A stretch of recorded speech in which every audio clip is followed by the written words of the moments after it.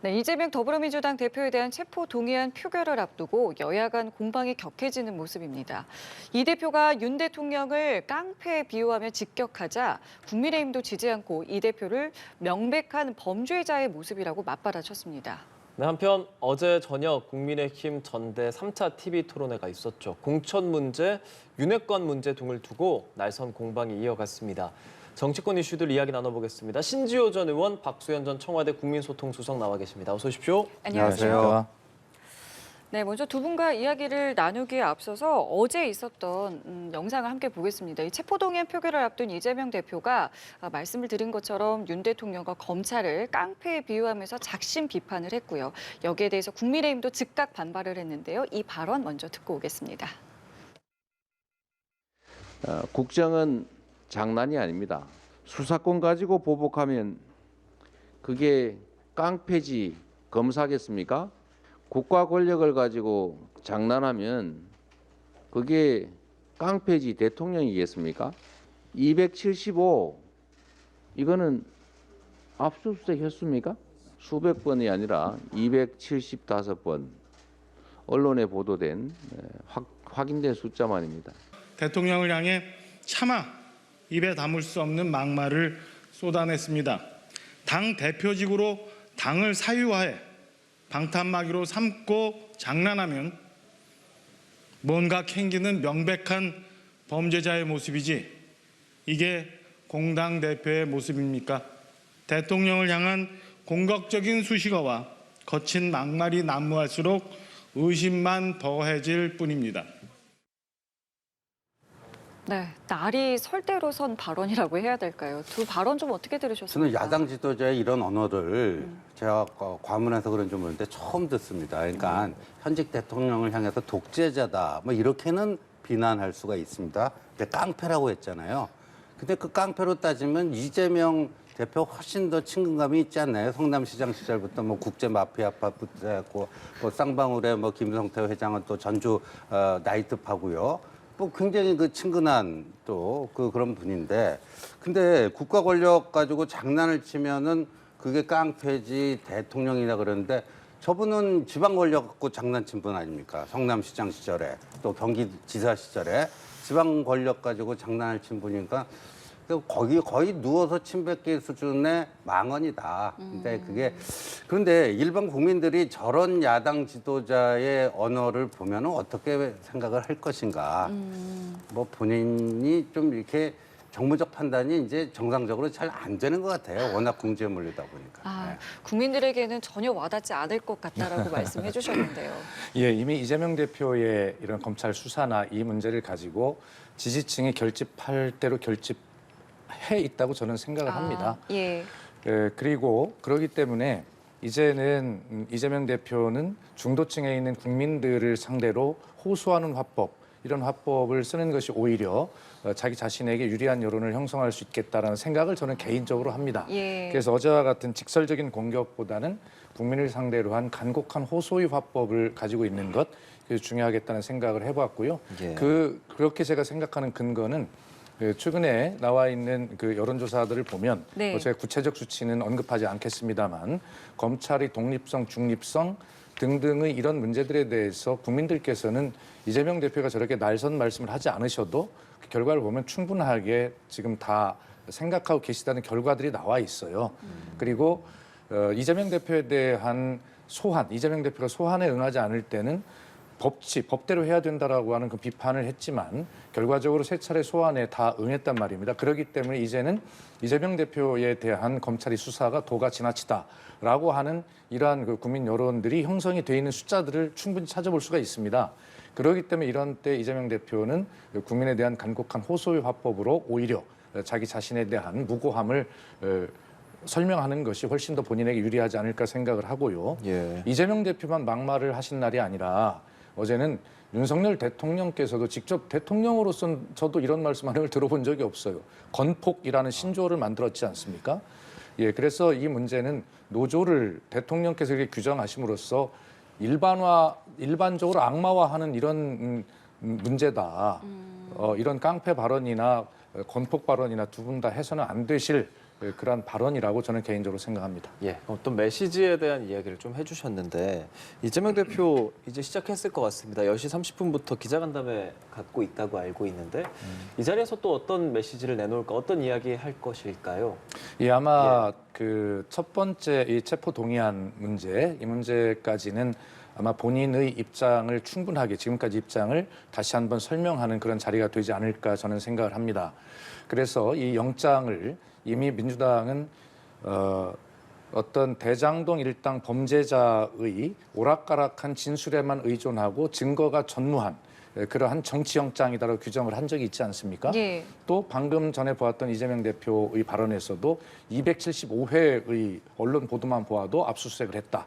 이러면서 무리한 수사라는 것을 계속 강조하고 있는데 네. 오늘은 아마 기자회견에서 특별한 내용보다는 그러한 점을 다시 한번 종합적으로 강조할 것으로 그렇게 보입니다. 이런 발언들 없이도 국민들은 부당함을 알 것이다라고 박수석께서는 얘기하거든요. 국민들에게 이러한 이재명 대표의 호소라고 해야 할까요? 이런 발언들이 어떻게 다가갈 거라고 생각하십니까? 그 정무적인 연출에서 좀 실패하고 있다. 제가 뭐 걱정해 줄 처지는 아닙니다만 그냥 그 제3자적 입장에서 봤을 때 네. 우리가 사자성어의 그 다다익선 많으면 많을수록 좋다 이런 사자성어도 있지만 과유불급 너무 과하면 안 하니만 못하다. 근데 지금 이재명 대표는요. 아까 그 깡패 발언부터 시작했고 오늘 기자 간담회까지요. 네. 너무 지나치게 말을 많이 하고 있어요. 아. 그래서 이거는 과유불급이 되고 있다.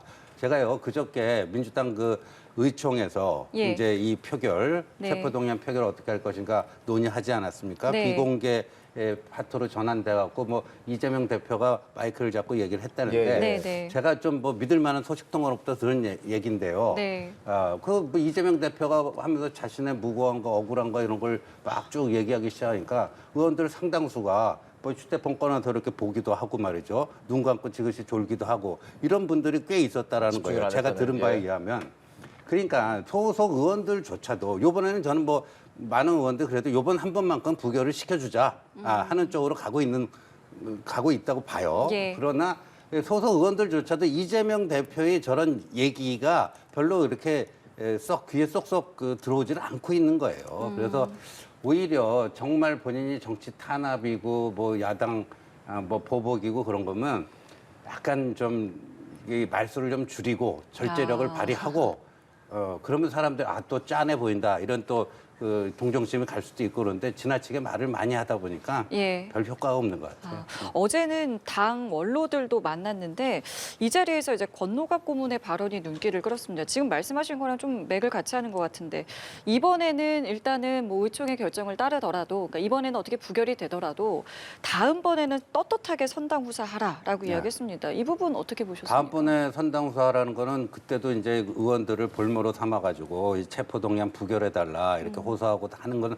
하지 말고 일반인들과 똑같이 영장심사 받으러 나가라 그 예. 얘기 아니겠습니까? 그렇죠. 그리고 그 의총 때 또 서른 의원이 약간 좀 평상시 서른 의원답지 않은 발언을 했잖아요. 예. 이번엔 무조건 우리가 다 부결시켜야 된다. 네. 가장 그 반대 목소리를 내던 분이 그러니까. 근데 그 좀 여운이 남는 말을 했어요. 그렇게 해서 압도적 부결을 시켜놓으면 뭔가 이재명 대표가 뭔가 액션을 취하지 않겠는가. 예. 근데 제가 이제 파악한 바에 의하면 그 액션이 그만두는 거랍니다. 그러니까 압도적 부결로 체포동의안을 저기를 부결시킨 다음에 이재명 대표가 대표적 사퇴하는 건데 서른 의원이 이재명 대표를 너무 순진하게 보시는 게 아닌가 그런 생각이 듭니다. 그러니까 당에서는 당을 지키지만 결과적으로 이게 장기화됐을 때는 이 대표가 어떤 결단을 내려야 된다라는 이야기가 내부에서 나온다라는 보도는 사실 좀 나오고는 있거든요. 좀 분위기 어떻게 보세요? 그러니까 그런 뭐 가정적인 질문에 예. 답을 제가 할 수 있는 것은 아니지만 그러나 일단 이번 첫 번째 체포동의안과 관련해서는 아까 예. 제가 말씀드렸듯이 워낙에 그 부실한 영장 청구, 증거가 하나도 없는 진술에만 의존한 그런 영장 청구, 도대체 이런 영장 청구가 세상에 있는가라고 하는 점에 대해서 민주당 내부의 분위기가 서른 의원이 저렇게 이야기할 정도로 굉장히 격앙이 돼 있단 말입니다. 그렇기 때문에 이번 첫 번째는 민주당이 이걸 부결시키더라도 충분하게 국민에게 설명할 네. 그런 어떤 명분과 논리가 있을 거라고 생각을 하고요. 네. 의원들이 그런 측면에서 우리 신주호 의원님의 바람은 과는 달리 굉장히 그 단일 대우가 형성이 돼 있다 이렇게 보고 예. 있고요. 네. 또 27일 날 본회의에서 이제 하면 한동훈 장관이 나와서 또 설명할 것 아니겠습니까? 예. 그때 의원들은 실질적으로 어떤 증거가 있는지라고 하는 것들을 들어볼 거 아니겠어요? 그리고 또 판단들을 하겠죠. 예. 그러나 현재로는 그 체포영장 자체의 부실함에 너무 그 격앙된 그런 분위기가 있는 건 사실이고요. 예. 앞으로 뭐 3번, 4번의 영장 청구가 있을 거라 쪼개기 청구할 것이라고 하는 언론 보도가 있는 것을 보면 그 이후에 민주당이 어떻게 대처해야 될 문제, 이 문제는 그때 가서 따질 일이지 지금 예단할 수는 없다. 이런 생각이 듭니다. 예. 지금 예단할 수는 없지만 민주당 내에서 계속 이런 발언들이 나오고 있으면 민주당 안에서도 앞으로 몇 번 더 영장 청구가 됐을 때 어떤 식으로 해야겠다라고 의원들끼리 혹은 지도부에서 좀 얘기하고 있는 게 있을 것 같아서 말입니다. 그런 건 없습니다. 특히 저도 이제 뭐 국회의원을 지냈고 지금은 원외 위원장을 하고 있습니다만 예. 저희 원외 위원장들 모임도 있거든요. 거기에서 이야기를 하면 어떻게 보면 원외 위원장들은 민주당으로서 가장 험지에 지금 있는 사람들이고 총선을 생각할 때 가장 간절한 사람들이란 말이에요. 그런 사람들 원외위원장들 속에서 사실은 다른 이야기들이 나올 수 있는 소지가 있는데도 그 원외위원장들마저도 이번 첫 번째 이런 문제에 대해서는 단일 대우를 완벽히 유지하고 있다 이런 생각을 하게 됩니다. 근데 쪼개기 영장 청구라고 하셨는데 쪼개기라고 하는 것은요 한 건을 갖고 2건, 3건으로 나누는 게 쪼개기 아닙니까? 그런데 이재명 대표가 워낙 뭐가 많잖아요. 그러니까 뭐 대장동 한 건을 가지고 2개로 쪼개고 3개로 쪼개고 이건 쪼개기 영장인데 요번에 영장 청구 보세요. 대장동, 위례신도시, 그다음 성남FC 3건을 한 건으로 묶어갖고 병합해갖고 치는데 이건 그럼 합치기 영장 청구입니까? 네, 그렇게 생각합니다. 그렇죠. 근데 뭐 쪼개기 영장 청구다 이런 말은 어폐가 있다. 자, 그러니까 이게 안 되는 거예요. 그러니까 대장동이 아니고 또 백현동, 정자동 뭐 호텔 그다음에 나중에 뭐 그 대북 불법 송금 또 변호사비 대납 이런 것들은요. 완전히 다른 사건이기 때문에 그걸 쪼개기 영장 청구라고 하면 안 되고요. 한 말씀만 더 드리면 예. 저는 민주당이 목표를 이제 압도적 부결에 두고 있는 것 같은데 근데 그 목표를 달성할 수는 있다고 봐요, 이번에는요. 근데 달성한 이후에 뭐가 남을까요?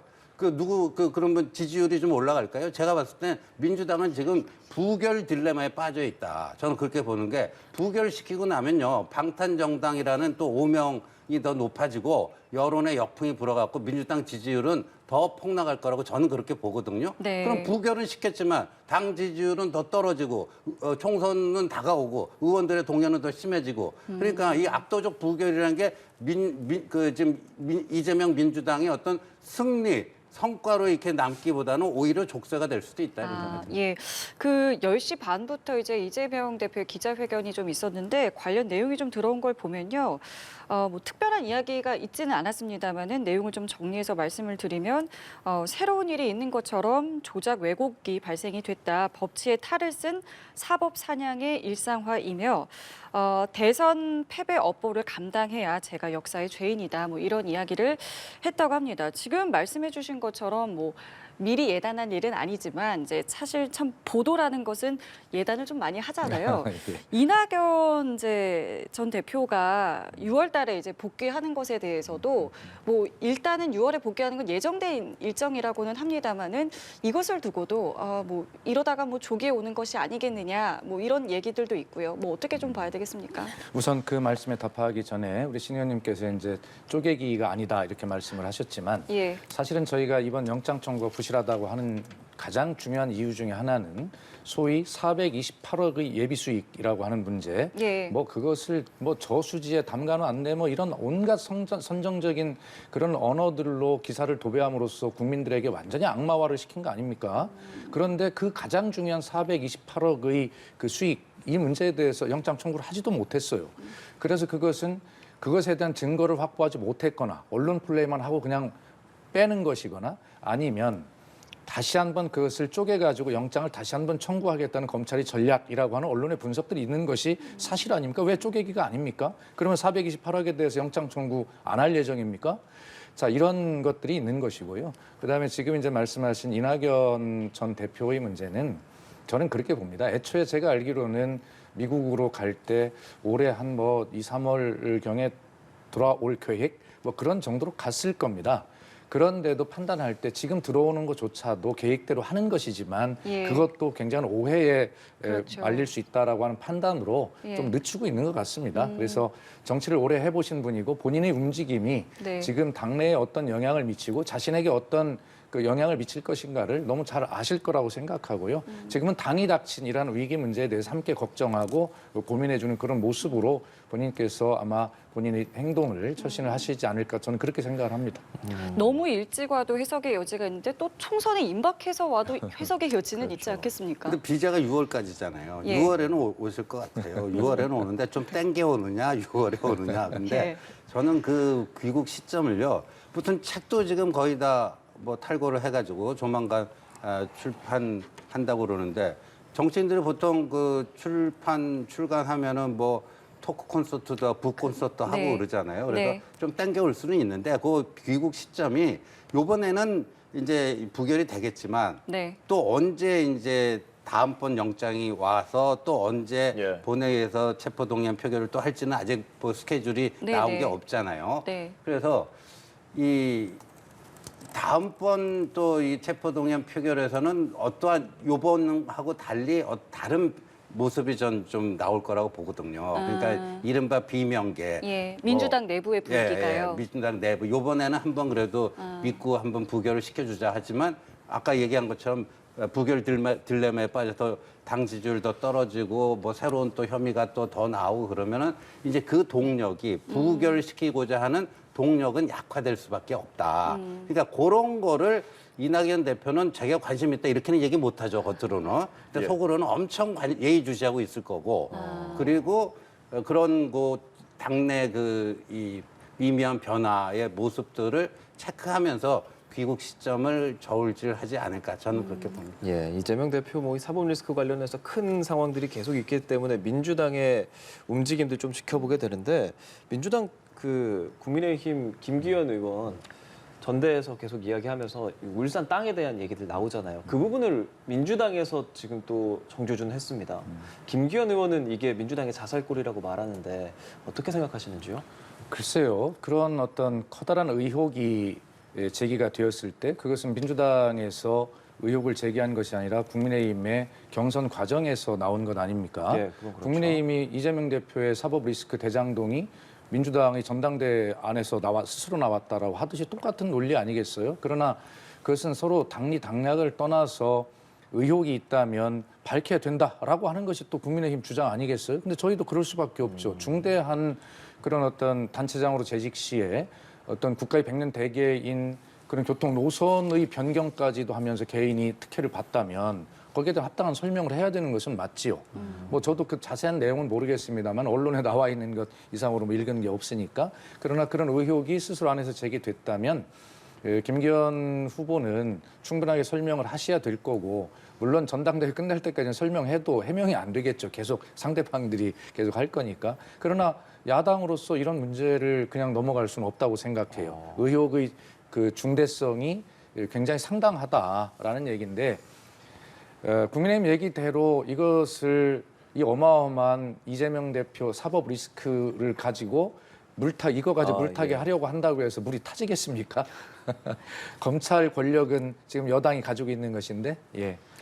근데 이게요, 팩트는 아니고 소설 중에서도 한참 이게 그 완성도가 떨어지는 소설이다 이런 생각이 드는데. 예. 그 김기현 의원이 갖고 있던 맹지에 가까운 그 땅 옆으로 이제 KTX가 지나간다 그거 아닙니까? 예. 근데 여기 자기가 갖고 있는 땅에 여기 새로 생겼다. 그러면 그거 땅값 올라가요. 근데 우리 보면요. 지하철 이렇게 그 지하철이 아니고 전철 있잖아요. 예. 지상철. 예. 그 옆에. 그러면요. 그 지상철에 다니면 이게 분단이 돼 버립니다. 좌우가. 그리고 소음.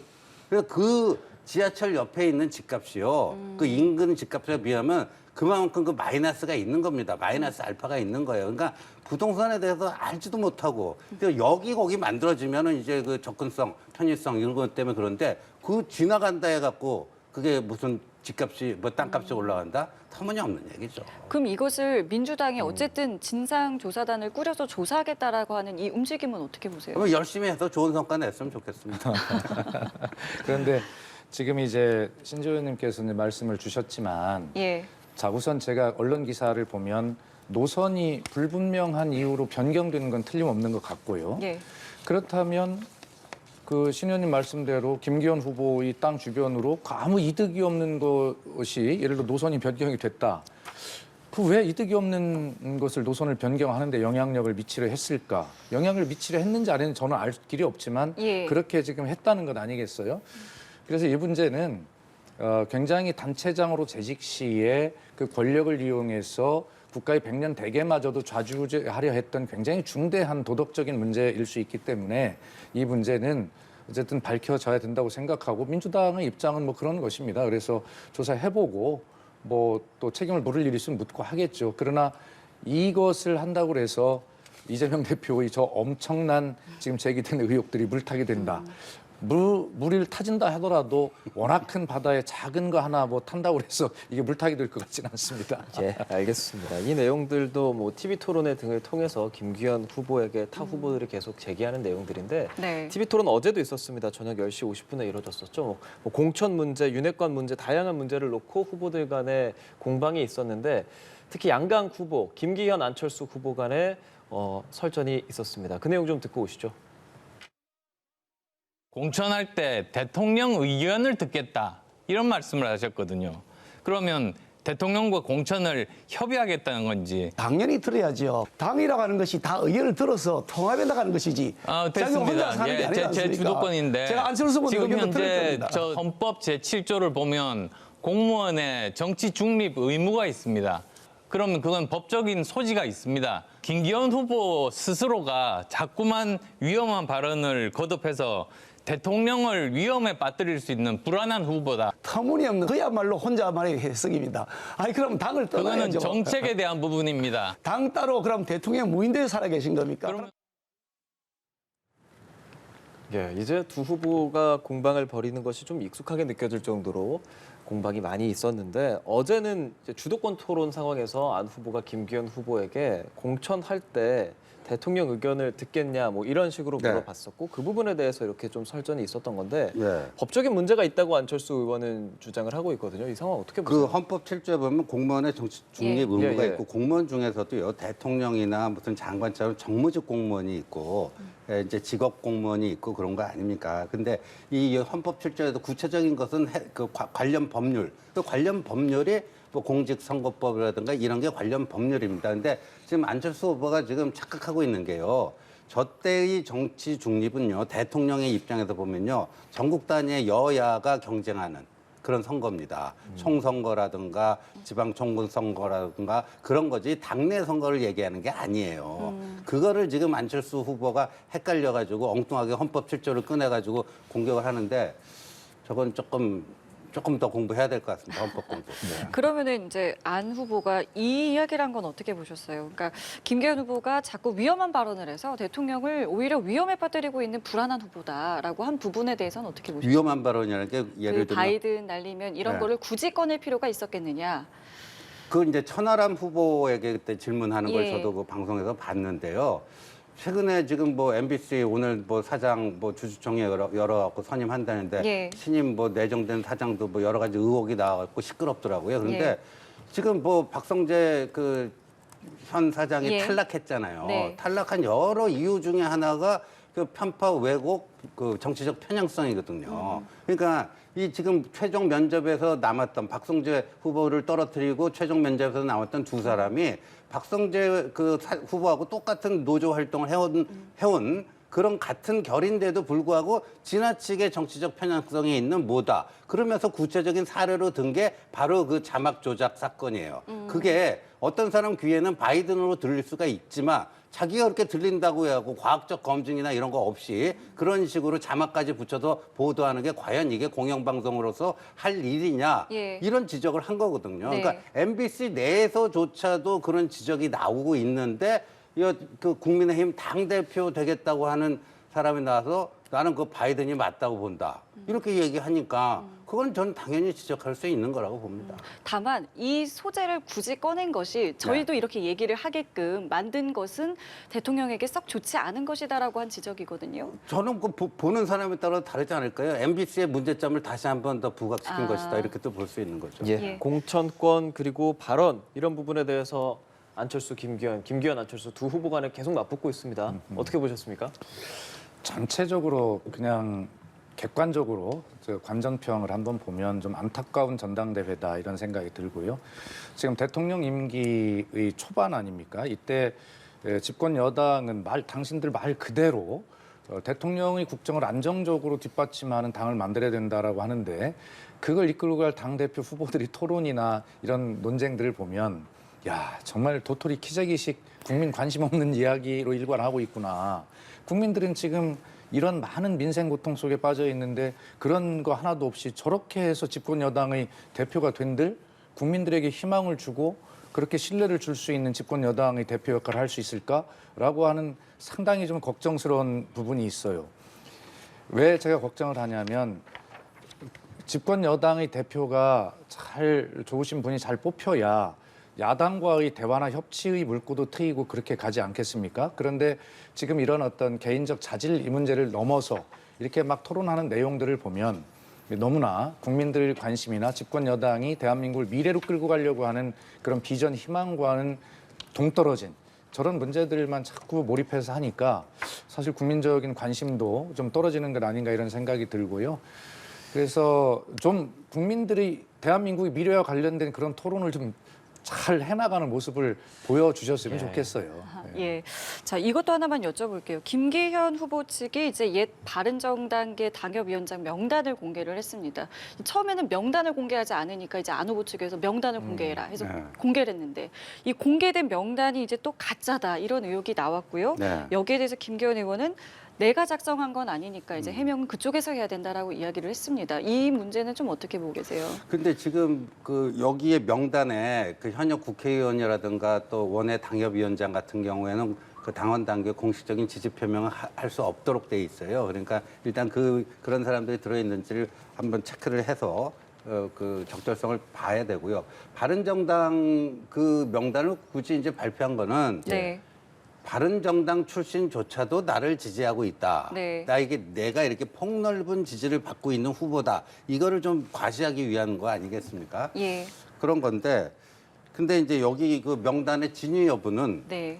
저도 잘 모르겠어요. 근데 이게 정치권에서 보면 그 명단 할 때 이렇게 전화 한 통씩 돌려가지고 의사 확인하고 하는데 네. 거기서 그냥 정확한 의사 확인 없이 그 들어가는 경우도 왕왕 있긴 합니다. 그래서 그런 게 있는지는 한번 정확히 감별을 해봐야 되겠죠. 이 부분은요. 예, 알겠습니다.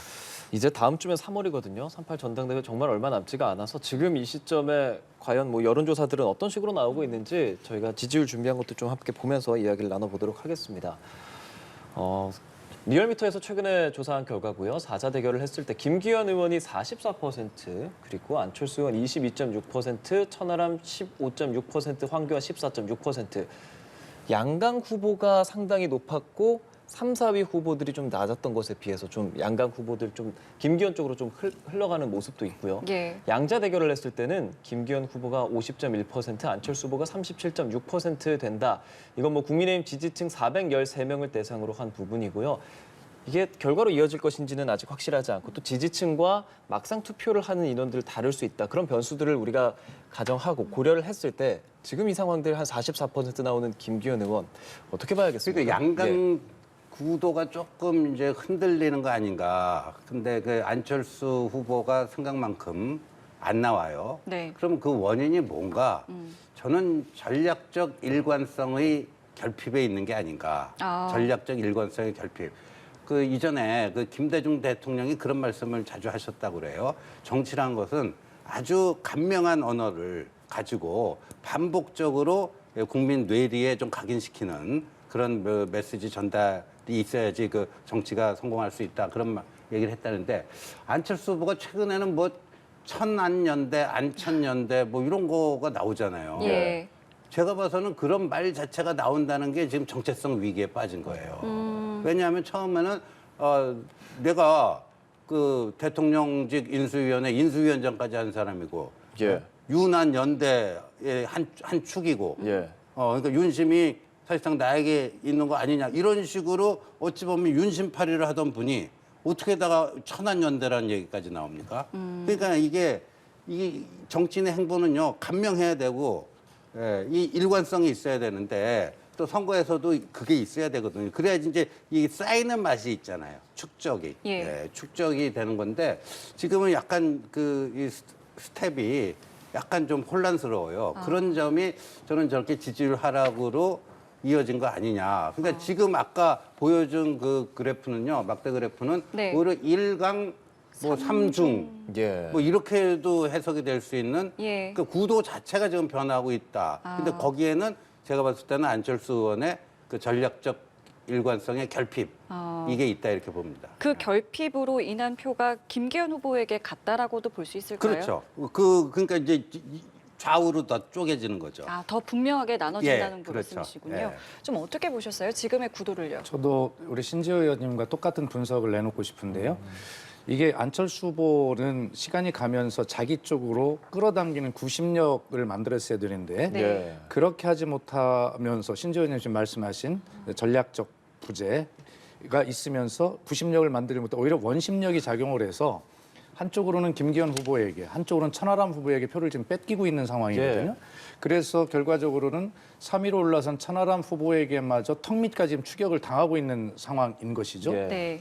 저는 안철수 후보의 이런 현상은 신 의원께서 말씀하신 대로 저는 이 포지셔닝의 실패다 이렇게 보거든요.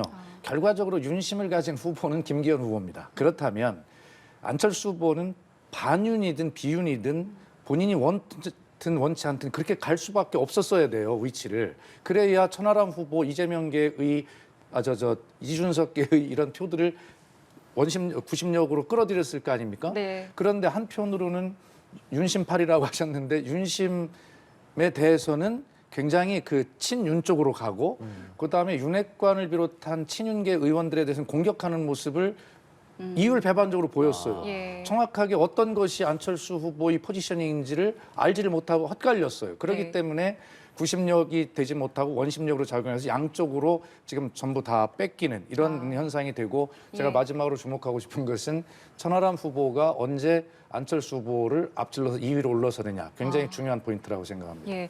그렇다면은 천하람 후보와 김기현 후보 사이에 있었던 발언도 저희가 함께 좀 듣고 오겠습니다.